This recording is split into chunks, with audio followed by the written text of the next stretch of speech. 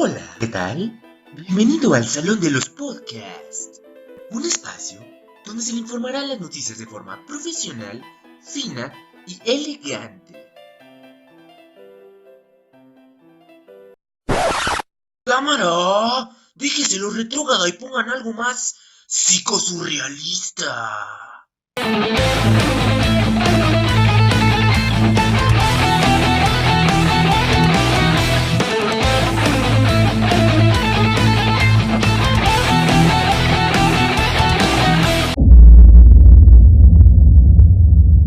Bienvenidos a los podcasts del Salón con Salvador Solís y Alberto Hernández. Precaución. El siguiente podcast se tocará un tema de extrema sensibilidad y controversia sobre la matanza más famosa que ha sufrido México a través de toda su historia como país. No apta para menores de 15 años. Por su atención, gracias. Tlatelolco. Después de 50 años, hoy cumpliendo 51, ha sido la mayor representación de la opresión por parte del gobierno mexicano, estando Gustavo Díaz Ordaz como presidente en este sexenio.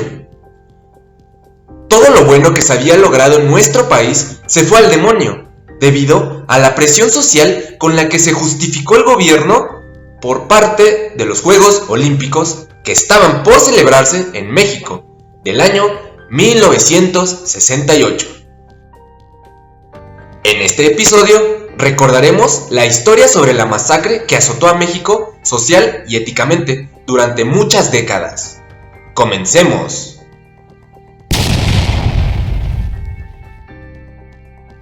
El movimiento estudiantil de 1968 fue un movimiento social en el que además de estudiantes de la UNAM y del IPN participaron profesores, intelectuales, amas de casa, obreros y profesionistas en la Ciudad de México, y que fue reprimido por el gobierno mexicano durante la matanza de Tlatelolco, ocurrida el 2 de octubre de 1968 en la Plaza de las Tres Culturas.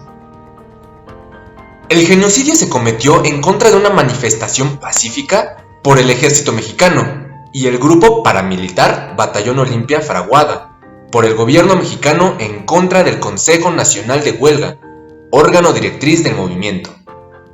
Este conflicto dio inicio el 22 de julio en una pelea entre estudiantes de la vocacional número 2 y de la preparatoria particular Isaac Ochoterena, en la Ciudadela, lo que se puso de manifiesto la rivalidad entre el Instituto Politécnico Nacional, IPN, y las preparatorias incorporadas a la Universidad Nacional Autónoma de México, UNAM.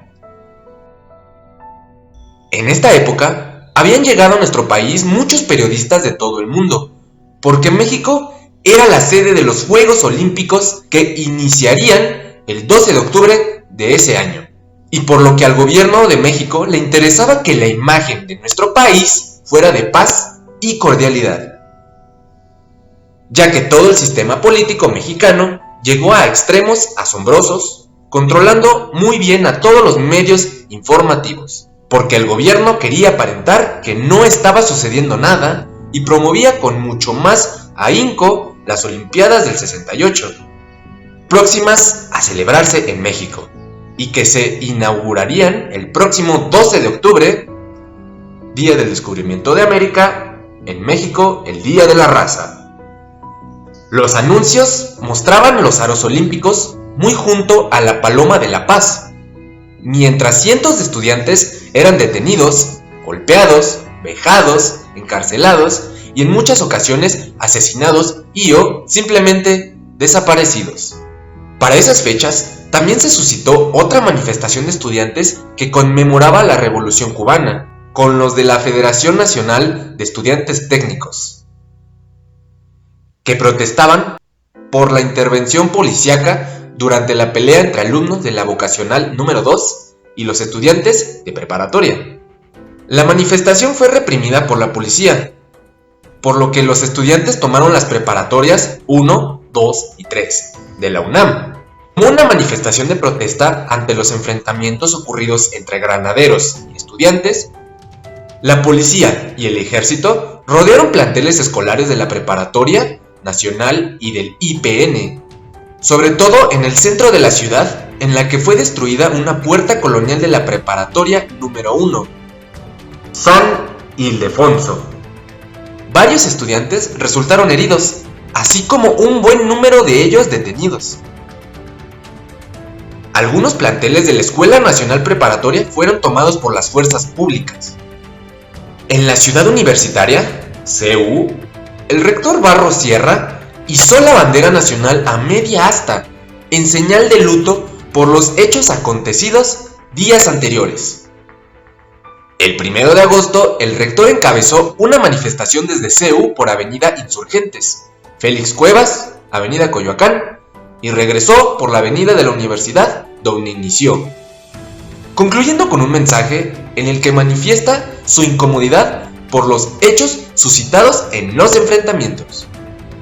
Al día siguiente, fue creado el Consejo Nacional de Huelga, CNH, formado por estudiantes y maestros de la UNAM, IPN, las escuelas normales, el Colegio de México, Chapingo, la Universidad Iberoamericana, el Colegio La Salle y algunas universidades estatales. Para el 4 de agosto, el movimiento estudiantil ya había elaborado un pliego petitorio validaba el de la Federación Nacional de Estudiantes Técnicos y contenía los siguientes puntos. Punto número 1, libertad a los presos políticos. Punto número 2, derogación de los artículos 145 y 145 bis del Código Penal Federal. Instituían el delito de disolución social y sirvieron de instrumento jurídico para la agresión sufrida por los estudiantes. Número 3, desaparición del cuerpo de granaderos. Número 4, destitución de los jefes policíacos. Número 5, indemnización a los familiares de todos los muertos y heridos desde el inicio del conflicto. Deslindamiento de responsabilidades de los funcionarios culpables de los hechos sangrientos. 13 de agosto, una gran manifestación con 150,000 participantes, la que partió del Museo Nacional de Antropología al Zócalo. En ella declaró la CNH que la FNET no representaba al estudiantado. A dicha manifestación se sumaron los alumnos del Conservatorio Nacional y de la Normal Superior. El gobierno declaró el 22 de agosto que tenía la mejor voluntad de dialogar con representantes estudiantiles, a lo que los profesores y estudiantes respondieron afirmativamente, estableciendo que el diálogo se realizara en presencia de la prensa, la radio y la televisión, que no hubiera servido de nada, ¿verdad? El 27 de agosto nuevamente los estudiantes se manifestaron en el Zócalo, donde una bandera rojinegra y decidieron dejar una guardia, pero en la madrugada del 28, fuerzas del ejército y la policía desalojaron a las guardias de estudiantes que permanecían ahí. Los soldados los persiguieron y los golpearon con las culatas de sus rifles, y a partir de ese momento la represión se volvió sistemática. Se vivían días de tensión y espera, pero aunque el CNH insistió en el diálogo público, nunca hubo respuesta por parte del gobierno ni de Díaz Ordaz, por lo que se convocó a una nueva manifestación el 13 de septiembre y se organizaron ceremonias para celebrar la independencia del 15 en CU, ciudad universitaria. Y el IPN, aquel día 13, el movimiento dio una nueva batalla cívica que permaneciera en el recuerdo de muchos, la llamada manifestación del silencio. El 23 de septiembre, el entonces presidente Gustavo Díaz Ordaz estaba empeñado en detener las protestas y semanas antes de la masacre ordenó al ejército ocupar el campus de la Universidad Nacional Autónoma de México. El ejército detuvo y golpeó indiscriminadamente a muchos estudiantes. Como señal de protesta, el rector Javier Barros Sierra renunció, sin que le fuera aceptada su renuncia, ya que en la Junta de Gobierno le pidió expresamente que permaneciera al frente de la Universidad Autónoma de México, la UNAM. Vamos a un corte comercial. No se pierdan la siguiente parte de la historia de Tlatelolco de 1968, aquí en los podcasts del Salón. En un momento, volvemos. ¿Están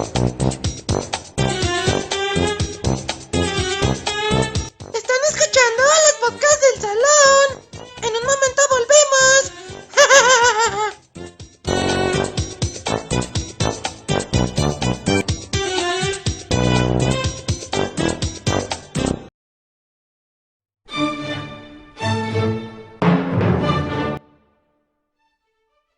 Señores políticos, altos empresarios, Estado, ¿no están cansados de contratar a medios de comunicación para que creen métodos de distracción hacia el pueblo?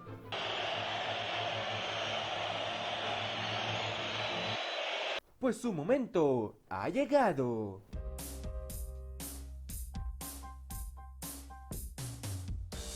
Ya está disponible Tren App, una aplicación para todos los corruptos que se encargan de distraer al pueblo.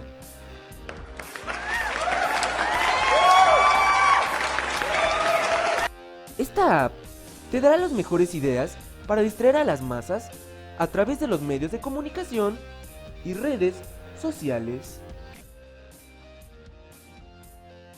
¿Quieres hacer movimientos ilegales? Crea una tendencia de odio hacia una comunidad que se ofende fácil.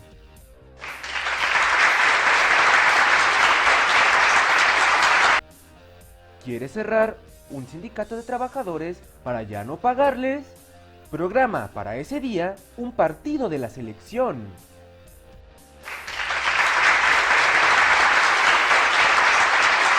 ¿Quieres robar más dinero a través de los impuestos? Secuestra a un estudiante de una escuela de bajos recursos, asesínalo y martirízalo por todas las redes sociales.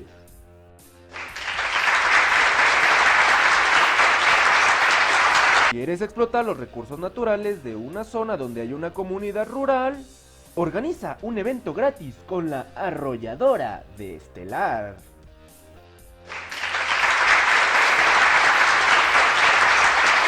¿Quieres aprobar una reforma donde solo beneficia a los tuyos y no haya queja de eso?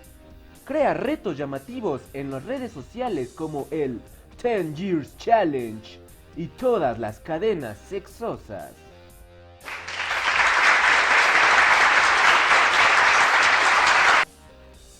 ¿Quieres cambiar drásticamente la reforma agraria? Trae al Papa a México.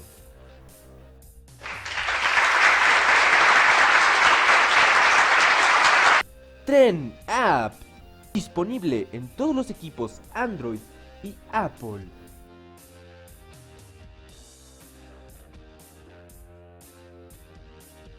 Evento exclusiva solo en tus sueños y fantasías imposibles.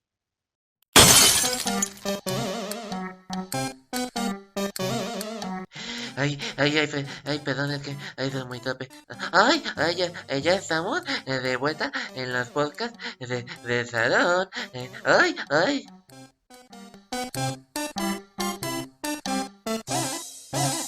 Continuamos con la historia de Tlatelolco de 1968. A pesar de esto, las protestas estudiantiles no se acallaron. Continuaron las manifestaciones y crecieron en tamaño hasta que luego de 9 semanas de huelga estudiantil, 15,000 estudiantes de varias universidades marcharon por las calles de la Ciudad de México en protesta por la ocupación del campus universitario. Y de ahí llegó el día. 2 de octubre de 1968.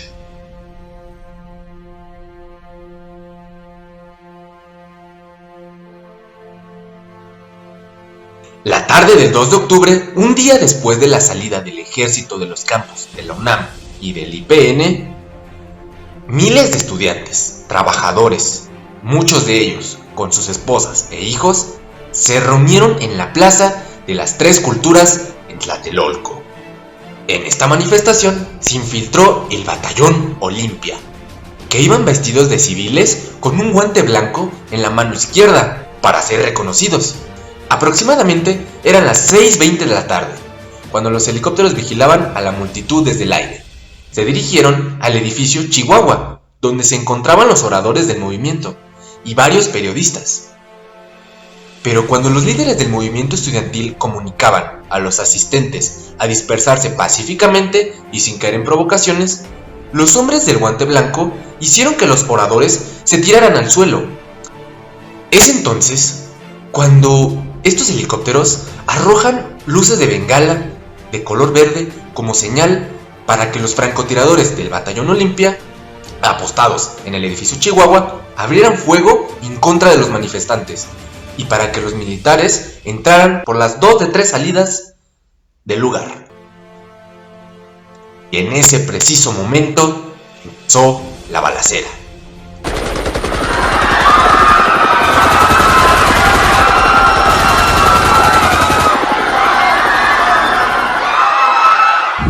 Esto último fue una estrategia de este grupo paramilitar creado por el gobierno mexicano para infiltrarse y detener a los manifestantes y hacer creer que los estudiantes eran los agresores. Los militares se justificaron en un intento de defenderse, rebelión, de la agresión de los estudiantes. Ante una supuesta confusión, los disparos no fueron dirigidos contra los agresores, sino hacia la multitud de manifestantes que se encontraban en la plaza de Tlatelolco.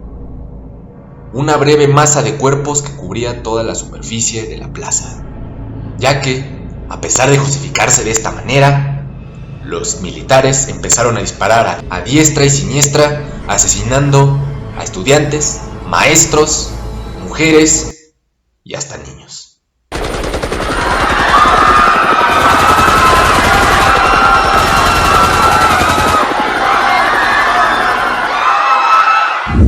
De igual manera, el helicóptero que había arrojado las bengalas empezó a disparar con su metralleta hacia el edificio Chihuahua, donde por justificación que ahí se fueron a esconder los agresores de la manifestación, hiriendo a varias familias que estaban viviendo su vida normal en su propia casa, donde tuvo un final extremadamente triste y horripilante, donde todos los militares se metían a los departamentos a agredir y asesinar a estas familias. La masacre continuó durante toda la noche. Testigos de los hechos aseguran que los cuerpos fueron sacados en camiones de basura. Los medios de difusión de todo el mundo publicaron la noticia de que se había registrado el choque más sangriento entre los estudiantes y las tropas del gobierno. Este suceso resume lo que provocó la matanza de los estudiantes del 2 de octubre de 1968. Fue la intolerancia del gobierno de Gustavo Díaz Ordaz ante las manifestaciones. Por lo general eran llevadas a cabo por los estudiantes que estaban inconformes por la forma de gobierno que estaba rigiendo a México.